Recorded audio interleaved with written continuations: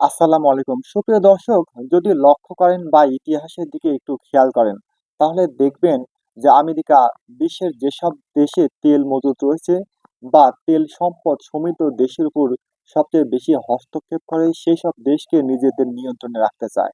ইতিহাস কিন্তু তাই বলে।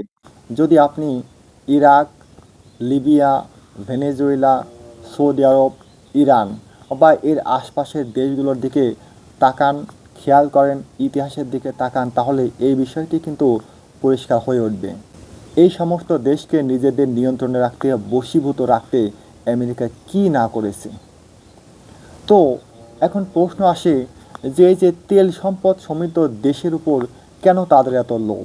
এর উত্তর, আমেরিকার প্রচুর পরিমাণে তেল দরকার। আয়তনের দিক দিয়ে আমেরিকা বিশ্বের তৃতীয় বা চতুর্থতম।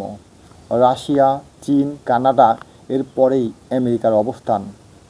তো আয়তনের দিক দিয়ে আমেরিকা বিশ্বের তৃতীয় বা চতুর্থতম, জনসংখ্যার দিক দিয়ে আমেরিকা বিশ্বের তৃতীয়তম, আর গাড়ি ঘোড়া যানবাহনের দিক দিয়ে বিশ্বে প্রথম স্থান দখল করে আছে।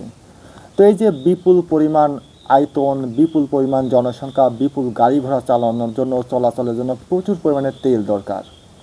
যুদ্ধ অস্ত্র, যুদ্ধ সরঞ্জাম। দর্শক, এই যে সামরিক শক্তি, ক্ষমতা, এই এই দিক দিয়ে কিন্তু আমেরিকা বিশ্বে প্রথম স্থান দখল করে আছে। যুদ্ধ অস্ত্র, যুদ্ধ সরঞ্জাম কি নেই আমেরিকায়? পারমাণবিক বোমা, উন্নত যুদ্ধ সরঞ্জাম, তাদের মিসাইল, তাদের ট্যাঙ্ক, তাদের জাহাজ কি নেই?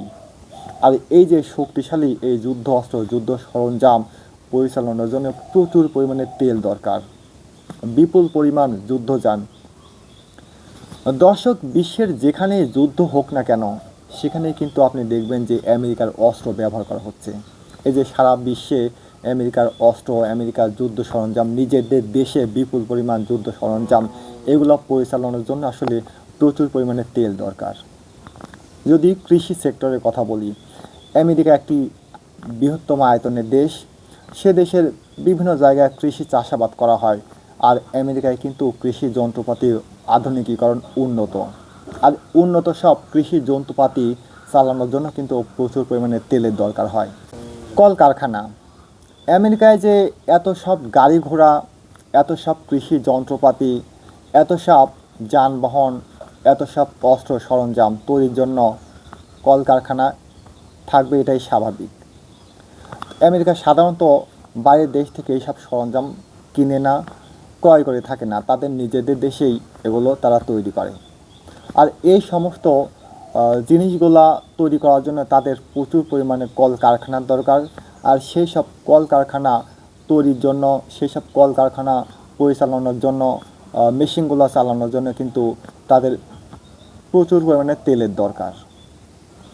আরও একটা বিষয়, সবচেয়ে গুরুত্বপূর্ণ পয়েন্ট যেটা, সেটা হচ্ছে বিশ্ব বাজারে একচেটিয়া প্রভুত্ব খাটানোর জন্য, বিশ্বের অন্যান্য দেশকে নিজেদের নিয়ন্ত্রণে বশীভূত রাখার জন্য, ডলারের দাম নিয়ন্ত্রণে রাখার জন্য, ডলারকে উন্নত পর্যায়ে, উচ্চ পর্যায়ে নিয়ে যাওয়ার জন্য কিন্তু আমেরিকার সবচেয়ে বেশি তেলের দরকার।